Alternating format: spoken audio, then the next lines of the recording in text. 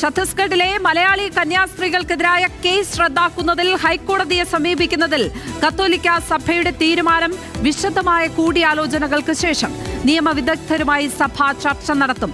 Case റദ്ദാക്കണമെന്ന ആവശ്യമുന്നയിച്ച് പാർലമെന്റിൽ പ്രതിഷേധം ശക്തമാക്കാനാണ് പ്രതിപക്ഷ തീരുമാനം. അതേസമയം കന്യാസ്ത്രീകളുടെ അറസ്റ്റിലും ന്യൂനപക്ഷങ്ങൾക്കെതിരെ നടക്കുന്ന അതിക്രമങ്ങളിലും പ്രതിഷേധിച്ച് ഇരിങ്ങാലക്കുട രൂപതയുടെ കീഴിലുള്ള പള്ളികളിൽ ഇടയലേഖനം വായിച്ചു. കന്യാസ്ത്രീകളുടെ മോചനത്തിൽ കേന്ദ്ര സർക്കാരോ ഛത്തീസ്ഗഡ് സർക്കാരോ ഇടപെടലുകൾ നടത്തിയിട്ടില്ല എന്നത് നിരാശാജനകമെന്ന് ഇടയലേഖനം.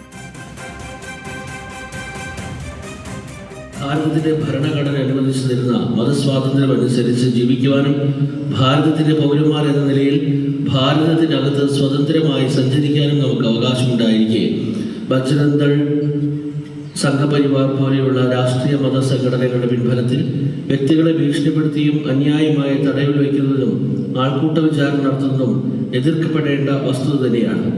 മനുഷ്യകടത്തും മതപരിവർത്തനവും ആരോപിച്ച് ഭാരതത്തിലെ മുഴുവൻ ക്രൈസ്തവരെയും നിയന്ത്രിച്ചു നിർത്താനുള്ള രാഷ്ട്രീയ നിഗൂഢ അജണ്ടതയുടെ ഭാഗം തന്നെയാണ് ഇവയൊക്കെയെന്ന് നാം തിരിച്ചറിയേണ്ടിയിരിക്കുന്നു.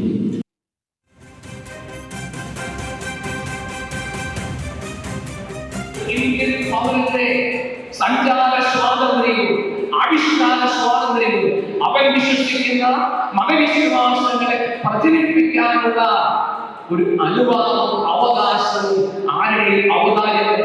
എന്റെ അവകാശമാണ് നിങ്ങളുടെ അവകാശം. കന്യാസ്ത്രീകളുടെ ജാമ്യം വർഗീയതയ്ക്ക് മേൽ മതേതര സഹോദര്യത്തിന്റെ വിജയമെന്ന് ദീപിക മുഖപ്രസംഗം. ന്യൂനപക്ഷങ്ങൾക്കെതിരായ അതിക്രമങ്ങളിൽ പ്രതിഷേധം തുടരാനും ലേഖനത്തിൽ ആഹ്വാനം. വിവരങ്ങളുമായി ശരത് ലാൽ ചേരുന്നുണ്ട്. ഒപ്പം ലെവിൻ കെ വിജയനും ചേരുകയാണ്. ആദ്യം ശരത് ലാലിലേക്ക്. ശരത് ലാൽ, ജാമ്യം മാത്രമാണ് ഇന്നലെ കിട്ടിയത്. NIA കേസ് എന്ന വലിയ കുരിശ് ആ രണ്ട് കന്യാസ്ത്രീകളുടെ മേലും ഇപ്പോഴുമുണ്ട് എന്നുള്ളതാണ്. അതിനെ മറികടക്കാൻ എന്താണ് ഇപ്പോൾ സ്വീകരിക്കപ്പെടുന്ന നടപടികൾ? അതിൽ നിന്നും പൂർണ്ണമായും അവർക്ക് മുക്തരാകുവാൻ വേണ്ടി ഇനി എന്തൊക്കെ നടപടിക്രമങ്ങളാണ് മുന്നിൽ ഉള്ളത്?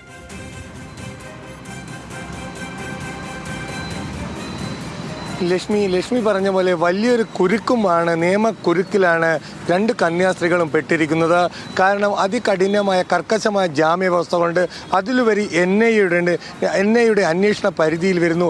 NIA ചോദ്യം ചെയ്യണം, NIA കുറ്റപത്രവും NIA സമർപ്പിക്കേണ്ടതുണ്ട്. അതാണ് കോടതി വിശദമായി വ്യക്തമാക്കിയത്.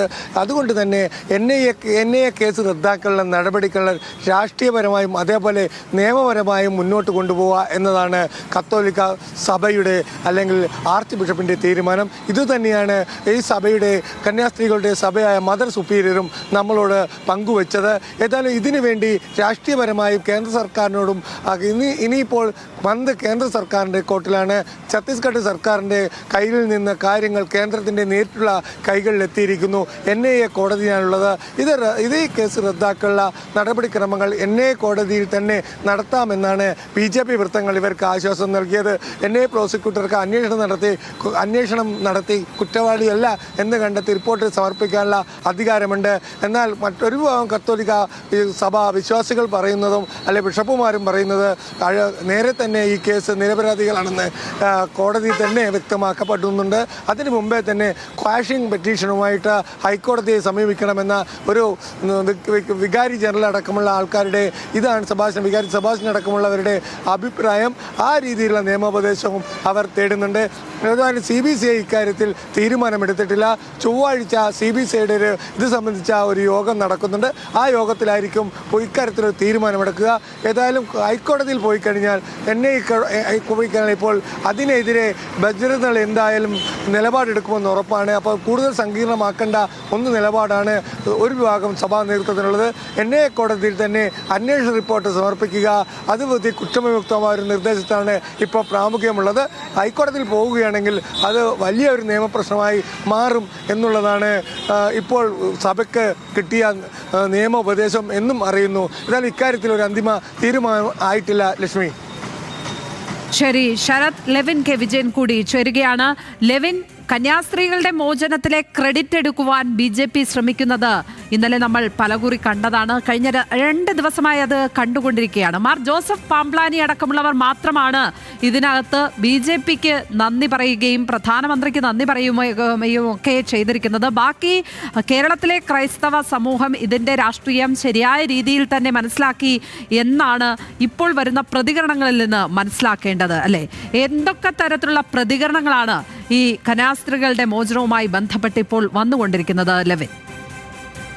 ലക്ഷ്മി, തീർച്ചയായും ബിഷപ്പ് മാർ പാംപ്ലാനി അടക്കമുള്ള ആളുകൾ RSS BJP നേതൃത്വങ്ങൾക്ക് നന്ദി പറയുമ്പോൾ അതിനെ നേരെ വിപരീതമായ നിലപാട് സ്വീകരിക്കുകയാണ് സംസ്ഥാനത്തെ ഭൂരിഭാഗം ക്രൈസ്തവ സംഘടനകളും അതോടൊപ്പം തന്നെ വിശ്വാസികളും. കാരണം BJPയും RSSും നേതൃത്വം നൽകുന്ന ഒരു രാജ്യത്തിന് കീഴിൽ ക്രൈസ്തവർക്കും ന്യൂനപക്ഷങ്ങൾക്കും വലിയ വിവേചനവും അതിക്രമവും നേരിടേണ്ടി വരുന്നു എന്നുള്ള യാഥാർത്ഥ്യം ഉൾക്കൊണ്ടുകൊണ്ടാണ് ഇപ്പോൾ ഇരിങ്ങാലക്കുട അതിരൂപത ഇപ്പോൾ ഇടയലേഖനങ്ങൾ വായിച്ചിരിക്കുന്നത്. ഇന്നലെ തന്നെ നമ്മളത് ഇരിങ്ങാലക്കുട രൂപത മുന്നോട്ട് അതിശക്തമായ പ്രതിഷേധങ്ങളുമായി മുന്നോട്ട് പോകുമെന്നും ഇടയലേഖനങ്ങൾ ഇത് സംബന്ധിച്ച് ക്രൈസ്തവ വിശ്വാസികളെ ബോധ്യപ്പെടുത്തുന്നതിനായി ഇന്ന് എല്ലാ പള്ളികളിലും വായിക്കുമെന്നും റിപ്പോർട്ട് ചെയ്തിരുന്നു. അത് ശരിവെച്ചുകൊണ്ട് ഇന്ന് ഇരിങ്ങാലക്കുട രൂപതയ്ക്ക് കീഴിലുള്ള മുഴുവൻ പള്ളികളിലും 141-ലധികം പള്ളികളിലായി 2 ലക്ഷത്തിൽ പരം വിശ്വാസികൾക്കിടയിലേക്കായി ഇടയലേഖനം വായിച്ചിരിക്കുന്നു. കന്യാസ്ത്രീകളുടെ അറസ്റ്റിൽ പ്രതിഷേധം തുടരുമെന്ന് ഇടയലേഖനം വ്യക്തമാക്കുന്നു. ഇരിങ്ങാലക്കുട രൂപതയുടെ കീഴിലുള്ള മുഴുവൻ പള്ളികളിലും വായിച്ച ഇടയലേഖനത്തിൽ പറയുന്ന പ്രധാനപ്പെട്ട കാര്യങ്ങൾ